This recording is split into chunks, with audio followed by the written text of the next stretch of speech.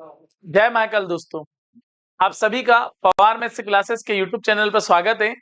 आज हम जो बात करने वाले हैं हमारे पटवारी के जो पुराने प्रश्न पत्र हैं उसी के ऊपर चर्चा करें। तो जो आज की हमारी चर्चा रहेगी वो रहेगी 22 दिसंबर शिफ्ट नंबर फर्स्ट की। क्लियर है दोस्तों?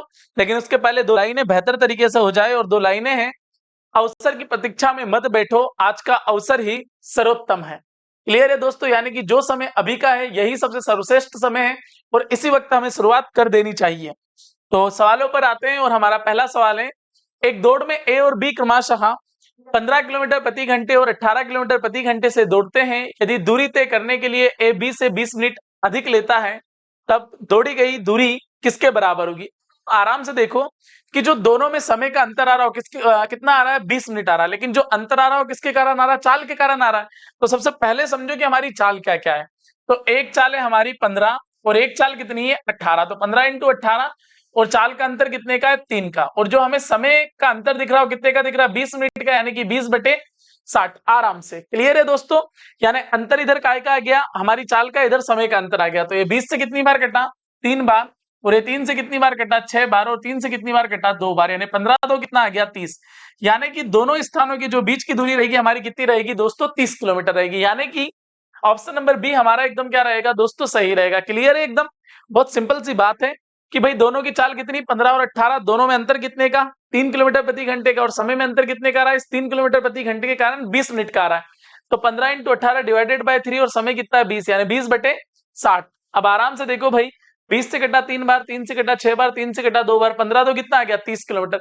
यानी कि दोनों के जो बीच की दूरी वो कितनी आएगी दोस्तों? 30 किलोमीटर आएगी। चलो अगले क्वेश्चन पे जाते हैं। अगला क्वेश्चन है, समुच्चय 223, 275, 266, 292, 397, 466 से कितने तीन विभिन्न संख्याओं वाले उपसमुच्चय का चयन किया जा सकता है कि उनका योगफल सम हो? अरे भैया हमें योगफल कैसा चाहिए? सम चाहिए। सम कब आता है? सम की कहानी सुन लो जरा, कि हमारा सम तब आता है मेरे प्यारे बच्चों, अब हमको 3 को जोड़ना है। 3 संख्याओं को जोड़ो कि सम आ जाए। तो पहली कंडीशन तो हो सकती है कि तीनों ही सम ले लो, यानी कि 2, 2 और 2 ले लो। तो देखो इनका योगफल कैसा आ रहा है? एकदम सम आ रहा है। आ रहा नहीं आ रहा दोस्तों? बिल्कुल आ रहा है। या एक और सम लाने की कंडीशन क्या हो सकती है कि आप एक को सम ले लो और 2 को क्या ले लो? विषम ले लो। तो भी 3, 4 और 2 कितने आ गए? 6। तो भी योग क्या आ रहा है? सम आ रहा है। मतलब आपके पास दो तरह की कंडीशन हो सकती है। किसी को भी सम बनाने के लिए या तो आप तीनों को सम को जोड़ दो, या तीनों सम को आप नहीं जोड़ सकते तो फिर आपको 2 को कैसा लेना पड़ेगा? 2 को आपको लेना पड़ेगा विषम, और एक को आपको क्या लेना पड़ेगा? सम लेना पड़ेगा। क्लियर है दोस्तों? तो भी आंसर हमारा क्या बनेगा? सम बनेगा। मतलब पहले हमने ये पिक्चर समझी कि क्या सम होता है और क्या विषम होता है। उसके बाद हम ऊपर देखेंगे, सवाल के ऊपर अब आएंगे हम लोग दोस्तों। क्लियर है? चलो अब सवाल के ऊपर आते हैं। जरा थोड़ा सा सवाल हमसे क्या बोलना चाह रहा है, सवाल की भूमिका समझते हैं। तो बड़े ध्यानपूर्वक समझो मेरे प्यारे बच्चों, कि उसने क्या बोला है कि हमें 3 संख्याओं को लेना है और तीनों के तीनों ही कैसे होना चाहिए हमारे पास? जो तीनों के तीनों होना चाहिए, सम होना चाहिए उनका योग। तो देखो अब सबसे पहले हम देख लें कि सम कौन कौन से हैं। एक ये सम है, एक ये सम है और एक क्या है? ये सम है। क्लियर है दोस्तों? तो दो विषम को अगर हम ले लें, पहले वाले दो विषम हमारे पास क्या क्या आ सकते हैं? एक तो है 223 और एक क्या है हमारे पास? 275। अब इनके साथ क्या क्या आ सकता है? ये दो विषम हो गए, एक सम ले लूं, यानी एक अगर मैं सम ले लूं तो कितना आ सकता है? या तो 266 को ले लो, या आप किसको ले सकते हो? आप ले सकते हो 292 को, या फिर आप किसको ले सकते हो? आप ले सकते हो 466 को। क्लियर है? या फिर आप क्या करो कि एक बार इसको ले लो विषम को और एक बार इस विषम को ले लो। यानी कि मेरे प्यारे बच्चों, अगली बार आप कर सकते हो 275, और 275 के साथ एक और को ले सकते हो आप 397, और उसके बाद आप वापस से इनको ले लो 266, 292 और कितने? 466। और अगली बार आप क्या कर सकते हो कि आप अगली बार ले सकते हो 397 और फिर किसको ले सकते हो? 223 को। तो आप वापस देखोगे तो क्या बनेगा? वापस 266, अरे 292 और कितना? 466। या फिर आप एक बार ऐसा करो कि तीनों सम को ही ले लो, यानी कि 266, 292 और 466। तो देखो आप इनको लोगे तो सम आएगा, आप इनको लोगे तो सम आएगा, आप इनको लोगे तो सम आएगा। तो 1 2 3, फिर यहाँ 4 5 6 7 8 9 और एक ये 10। यानी कि आपके कितने समुच्चय बनेंगे जो कि सम होंगे? और टोटल हमारे बन जाएंगे दोस्तों 10 बन जाएंगे। क्लियर है एकदम? चलो अगला, यानी कि आपका ऑप्शन नंबर डी एकदम क्या हो जाएगा दोस्तों, सही हो जाएगा। चलो और आगे बढ़ते हैं, अगले क्वेश्चन की तरफ जाते हैं। अगला क्वेश्चन हमसे क्या बोलना चाह रहा है, अगला क्वेश्चन है मेरे प्यारे बच्चों, वो बोल रहा है 1/2 फिर कोष्टक की पावर 3 फिर कोष्टक की पावर 4। तो आप सीधे बोल दो इसको कि भैया एक कोष्टक के अंदर है, मतलब ये काय में हो जाएंगे, गुना में हो जाएंगे। तो ये क्या हो जाएगा, ये हो जाएगा 1/2 और 3 और 4 कितने हो गए, 12। यानी आप इसको ऐसा लिख सकते हो 1 की पावर 12 और नीचे लिख सकते हो 2 की पावर 12। अब 1 की पावर 12 करने में तो मान में कोई परिवर्तन हो नहीं रहा है, तो आप लिख सकते हो 2 की पावर 12, 1/2 की पावर 12, यानी कि ऑप्शन नंबर डी आपका एकदम क्या हो जाएगा दोस्तों, सही हो जाएगा। क्लियर है यहां तक। चलो और आगे बढ़ते हैं, अगले क्वेश्चन की तरफ जाते हैं। अगला क्वेश्चन बड़ा सिंपल है भाई, क्या बोल रहा है, ए स्क्वायर माइनस बी स्क्वायर, यानी कि ए स्क्वायर माइनस बी स्क्वायर। तो आप एक बार क्या कर सकते हैं, आप एक बार कर सकते हैं कि ए प्लस बी, और एक बार आप कर सकते हैं क्या, ए माइनस बी, यानी एक बार जोड़ दीजिएगा और एक बार घटा दीजिएगा। जैसे ही आपने जोड़ा तो कितना आ गया, 0.49, और घटाएंगे तो 27 में से 23 गए तो कितने बचे, 0.04। क्लियर है दोस्तों एकदम। अब आप आराम से देखो कि ए स्क्वायर माइनस बी स्क्वायर, यानी एक बार आपने जोड़ दिया और एक बार आपने घटा दिया। तो इसको अगर अपन सॉल्व करेंगे तो 27 और 23 कितने होते हैं दोस्तों, 50 होते हैं, 49 नहीं होते, यानी पॉइंट के 50। तो ये 50 4 कितने हो गए, 200। अरे 50 इंटू 4 कितने हो गए भाई, 200। 1 2 3 4, तो 1 2 3 और एक और पॉइंट लेंगे तो 0.0200, यानी कि हमारा जो ऑप्शन रहेगा वो कौन सा वाला रहेगा, ऑप्शन नंबर डी हमारा एकदम क्या रहेगा दोस्तों, सही रहेगा। इसके पीछे कितनी भी जीरो लगा दो, उसके मान में सदैव किसी प्रकार का कोई परिवर्तन नहीं होगा दोस्तों। चलो और आगे बढ़ते हैं, अगले क्वेश्चन पे औसत निकालिए, और औसत क्या है, 18 88 12 35 22। तो इन सबको जोड़ दो, यानी कि 2 और 5 7, 7 2 9, 9 8 17, 17 और 8 कितने हो गए दोस्तों, 17 और 8 हो गए 25, यानी 25 के कितने आ गए, 5। कैरी आउट कितना किया, 2, 2 और 3 5, 5 और 1 6, 6 8 14, 14 और 1 15, 15 और 2 कितने हो गए, 17। और ये टोटल मिलाकर कितने हैं दोस्तों, 5, यानी 5 से भाग दे देंगे, यानी 5 3 15, बचा कितना, 2, 50 25, यानी जो हमारा आंसर बनेगा वो क्या बनेगा दोस्तों, 35 बनेगा। यानी कि ऑप्शन नंबर डी वाला हमारा एकदम क्या होगा दोस्तों, एकदम सही होगा। क्लियर है यहां तक। चलो और आगे बढ़ते हैं, अगला क्वेश्चन है कि कोण एक किसके बराबर है, यानी कि मेरे दोस्तों एक हमें डायग्राम दे रखा है और डायग्राम की सहायता से हमें बताना है कि कोण ए का मान क्या होगा। तो हम आराम से डायग्राम का उपयोग करेंगे और बता देंगे। जैसे अब आप आराम से देखो, आपको एक बात बहुत अच्छी पता होना चाहिए कि हमें ये ट्रेंगल ही है, तो हमें ये बात पता होना चाहिए कि त्रिभुज के तीनों कोणों का योग कितना होता है, त्रिभुज के तीनों कोणों का योग होता है 180 डिग्री, यानी कि कोण ए, कोण बी, कोण सी, तीनों को मिला दे तो कितना हो जाए, 180 डिग्री। अब हमें क्या चाहिए, कोण ए चाहिए। तो ऐसा अगर मैं एक त्रिकोण ले लूं, तो अब मेरे पास यहाँ का मान तो 110 डिग्री, लेकिन यहाँ का मान नहीं है। तो एक तो मैं बोल सकता हूं भैया कि मैं अगर इसको रफ करके, क्योंकि सबसे पहले तो मेरे को इस वाले का मान चाहिए, किस वाले का, इस वाले का। तो इस वाले का मैं मान लेके आता हूं बेहतर तरीके से, आप आराम से समझो इस वाले का मान मेरे पास कैसे आएगा। तो इसका मान आ सकता है, और वो मान कैसे आएगा जरा इसको देख लेते हैं। इसमें थोड़ा सा अगर हम दिमाग लगाने की कोशिश करेंगे, तो अगर ये कोण 40 डिग्री का है तो जस्ट इसके सामने वाला कोण भी कितने का हो जाएगा, 40 डिग्री का। आराम से हो जाएगा दोस्तों, बिल्कुल इसके सामने वाला कोण कितने डिग्री का हो जाएगा, 40 डिग्री का हो जाएगा, इसको कोई रोक सकता ही नहीं। एक तो ये फंडा है कि हम ऐसा कर लें, या फिर हम दूसरा ऐसा कर सकते हैं दोस्तों कि इसको 40, इसके सामने वाला भी एंगल 40 डिग्री का हो जाएगा, ऐसा है। या फिर आप देखो कि यहाँ क्या क्या त्रिभुज हमारे बन सकते हैं। तो अगर मैं देखना चाहूं तो एक ऐसा भी बन सकता है कि मैं यहां जाऊं, यहां जाऊं और यहां जाऊं, और त्रिभुज के तीनों कोणों का योग कितना होता है, 180 डिग्री। अब ये 100 डिग्री, ये 40 डिग्री, तो यहां भी कितना आ जाएगा, 40 डिग्री। तो जो मैंने एक डायरेक्ट बोला था उससे भी मान निकाल सकते हो कि आपकी इसका मान 40 डिग्री हो गया। अब अगली बार आप क्या करोगे, इसको ले लो, इसको ले लो और इसको ले लो, तो ये कितना हो गया, 110 डिग्री और ये कितना हो गया 40 डिग्री, यानी कितने हो गए 150 डिग्री। तो ये बाकी का कितना होगा, ये होगा मेरे प्यारे बच्चों 30 डिग्री। यानी कि ऑप्शन नंबर सी आपका एकदम क्या हो जाएगा दोस्तों, सही हो जाएगा। या तो इसके सामने वाला कोण भी उतनी डिग्री का होता है, वैसे कर लें आप, या फिर आप इन तीन पार्ट बना ले थोड़े थोड़े, तो भी आपका आंसर आ जाएगा। क्लियर, यानी ऑप्शन नंबर सी आपका क्या होगा दोस्तों, सही होगा। चलो और आगे बढ़ते हैं। 85563 को 4 से विभाजित करने पर शेषफल क्या होगा। अब आप आराम से देखो कि कोई भी संख्या 4 से तब डिवाइड होती है जब उसके पीछे के 2 अंक 4 से पूर्णतः क्या हो, डिवाइड हो।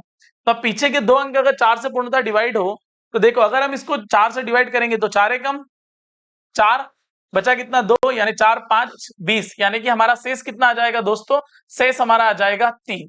यानी कि शेषफल क्या प्राप्त होगा, 3 प्राप्त होगा। यानी पूरी संख्या को भी डिवाइड करने की आवश्यकता नहीं है, बस आपको अनुभव होना चाहिए कि भाई किसी भी संख्या को 4 से डिवाइड करते हैं तो उसका जो प्रॉपर्टी रहती है वो क्या रहती है, नियम क्या रहते हैं। तो सिंपल से नियम रहते हैं उसके कि भाई या तो पीछे के दोनों अंक 0 होना चाहिए, या पीछे के दोनों अंक 4 से क्या होना चाहिए, पूर्णतः डिवाइड होना चाहिए। अब जब 4 से पूर्णतः डिवाइड करेंगे तो शेष क्या आ जाएगा, 3 आ जाएगा दोस्तों। क्लियर है। चलो और आगे बढ़ते हैं अगले क्वेश्चन की तरफ। और अगला क्वेश्चन है, यदि 92 इंटू 16 इक्वल टू 1472 हो, तो चलो भाई उसने बोल ही दिया कि गुना करो, यानी कि 92 इंटू में 16 बराबर में कितने 1472। तो आगे उसने बोला है 0.092 इंटू 0.004 इंटू 0.04। तो सबसे पहले इसको सॉल्व कर लेते हैं, हम इसको फ्री कर लेते हैं, यानी कि 92 4 इंटू 4, और पॉइंट के बाद कितने अंक है 1 2 3 4 5 6 7, 1 2 3 4 5 6 और 7। और इसको अगर हम सोल्व करें तो 4 और 4 16 हो गया, बिल्कुल हो गया।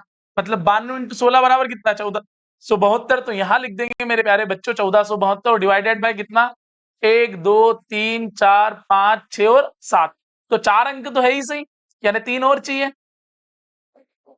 बस 3 और 0 इसके आगे लगा देंगे, यानी कि ऑप्शन नंबर 1 2 3 4 5 6 7, यानी कि ऑप्शन नंबर सी हमारा एकदम क्या हो जाएगा दोस्तों, सही हो जाएगा। आपको यहां देख के आंसर बताना है, बस उसने बता दिया कि किसके बराबर क्या होगा, तो आंसर आ जाएगा हमारा सी वाला। चलो अगले क्वेश्चन की तरफ बढ़ते हैं।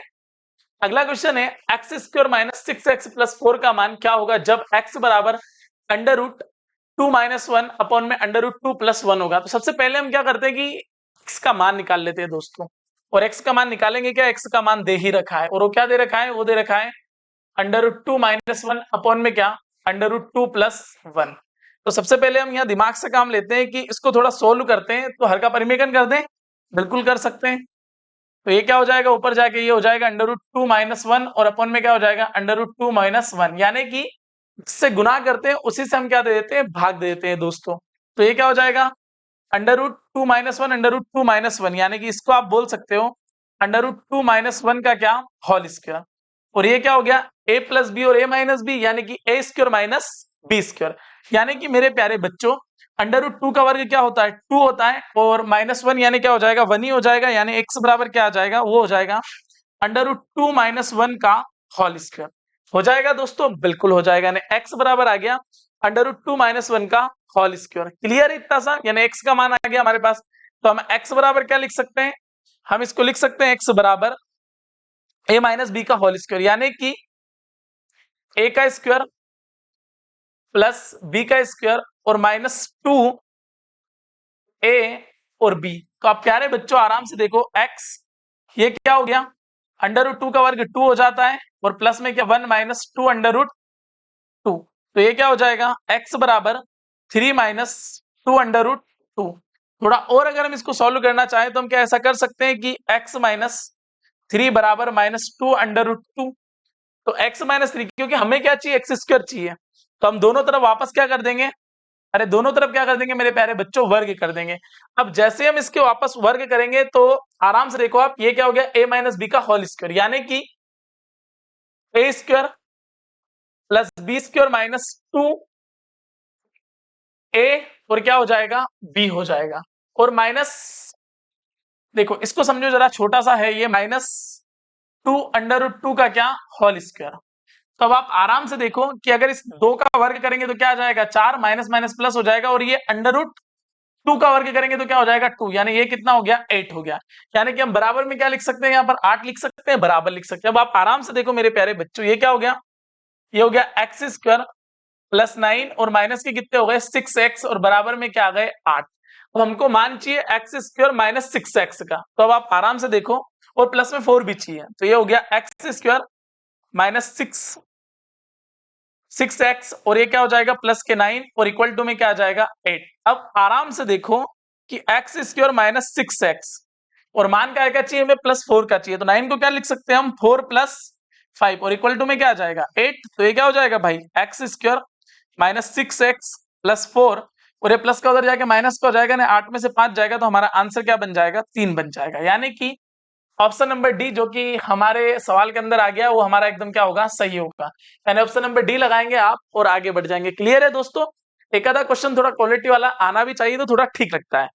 चलो और आगे बढ़ते हैं। अगले क्वेश्चन, एक परीक्षा में प्रत्येक सही उत्तर का मूल्य 4 अंक है और प्रत्येक गलत उत्तर पर विद्यार्थी 1 अंक गवा देता है। परीक्षा में कुल 75 प्रश्न है और विद्यार्थी उन सभी का उत्तर देता है। निम्न में से कौन सा अंक विद्यार्थी प्राप्त नहीं कर सकता?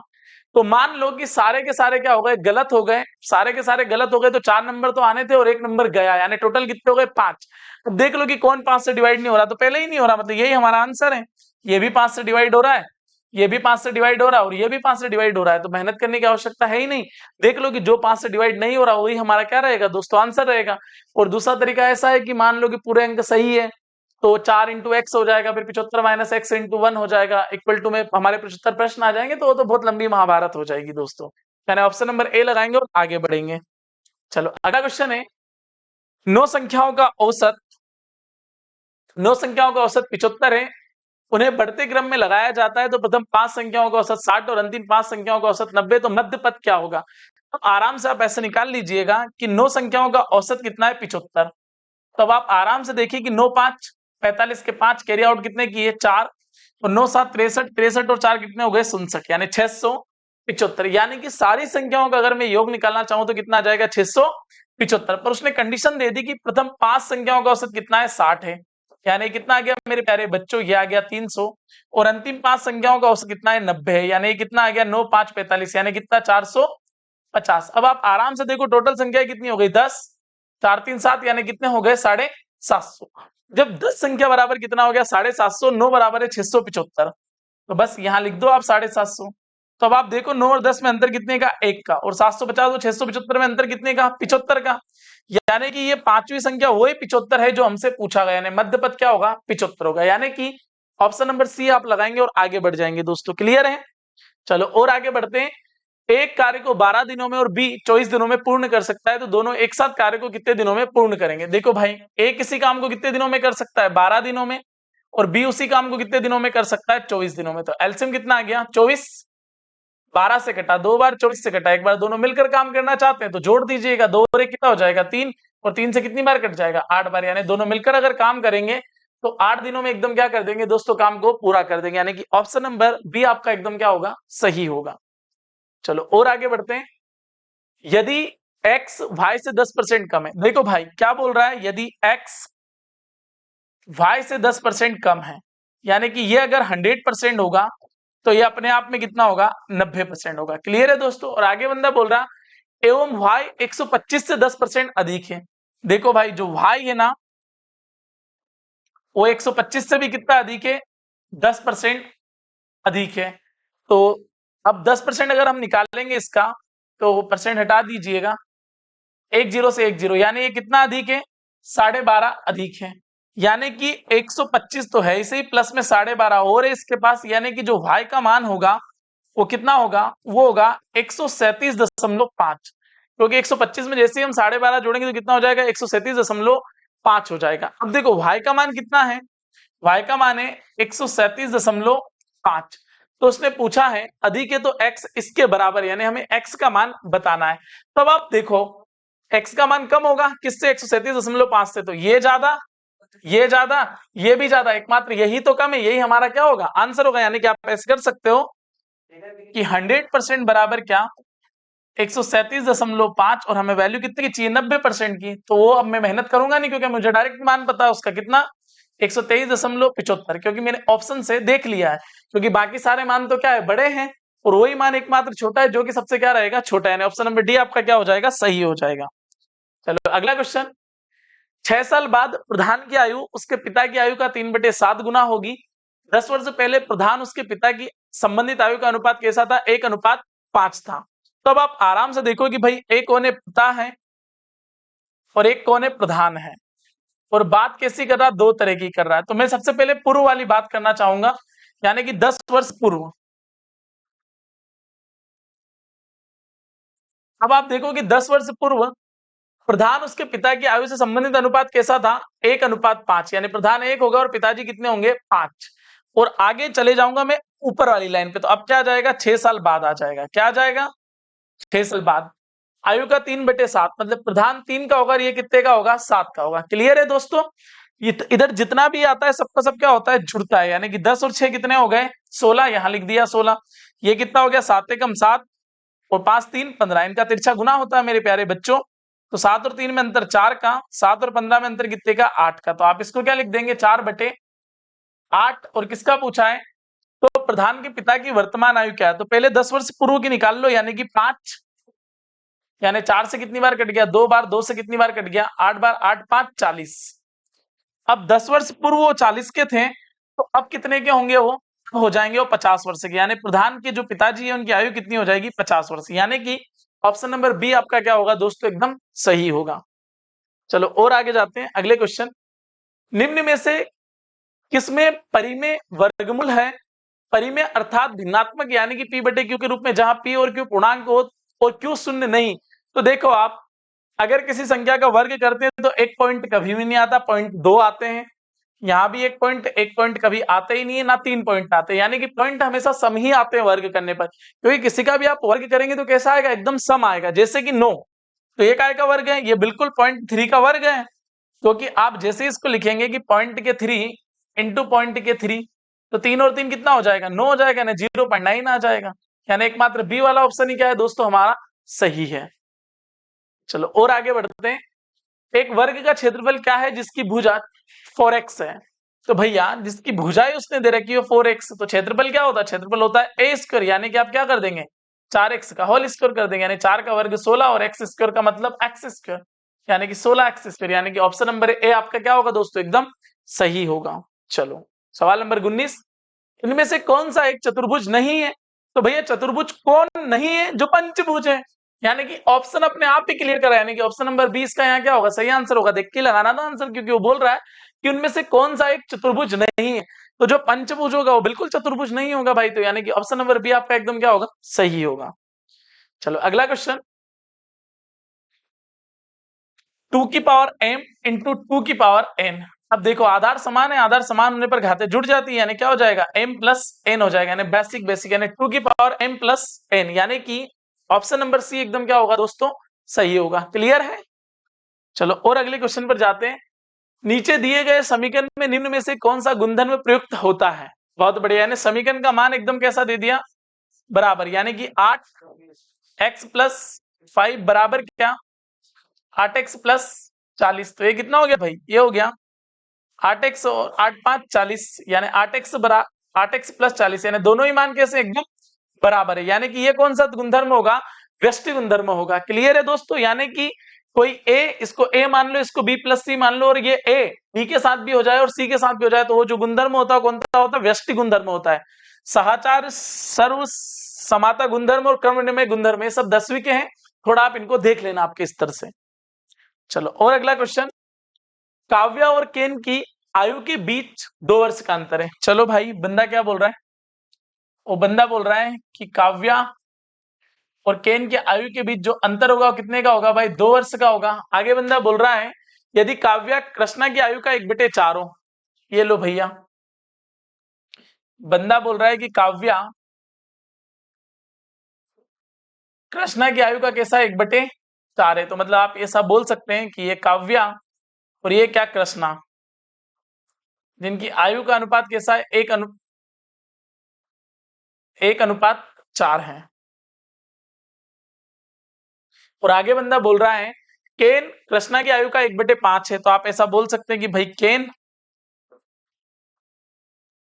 कृष्णा की आयु का कैसा है? 1:5 है। तो अब आप आराम से देखो कृष्णा कितनी बार? 2 बार है, यानी एक तो आ गया 1:4 और कृष्णा को देखना है तो वो कितना हो जाएगा 5:1। तो इनका अनुपात निकाल लो, ये क्या हो गया 5, ये कितना हो गया 4 5 20 और ये कितना हो गया 4।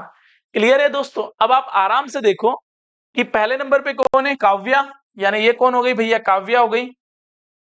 और दूसरे नंबर पे कौन है, कृष्णा है, यानी इसका मान कितना हो गया, कृष्णा हो गया। और एक और कौन है, कैन हो गया। अब जितना बोले उतना समझना है। बंदा बोल रहा है काव्या और कैन, तो काव्या और कैन में अंतर कितने का है, 1 का। 5 और 4 में 1, यानी 1 बराबर कितना है, 2 है। तो उसने पूछा केन की आयु क्या है, तो केन की आयु कितनी हो जाएगी, 4 × 2। 4 × 2 यानी उसकी आयु कितनी हो जाएगी, 8 वर्ष हो जाएगी। यानी कि ऑप्शन नंबर सी आपका एकदम क्या रहेगा दोस्तों, सही रहेगा। क्लियर है। और हमारी मुलाकात होती है अगले वीडियो में, तब तक के लिए जय हिंद जय भारत।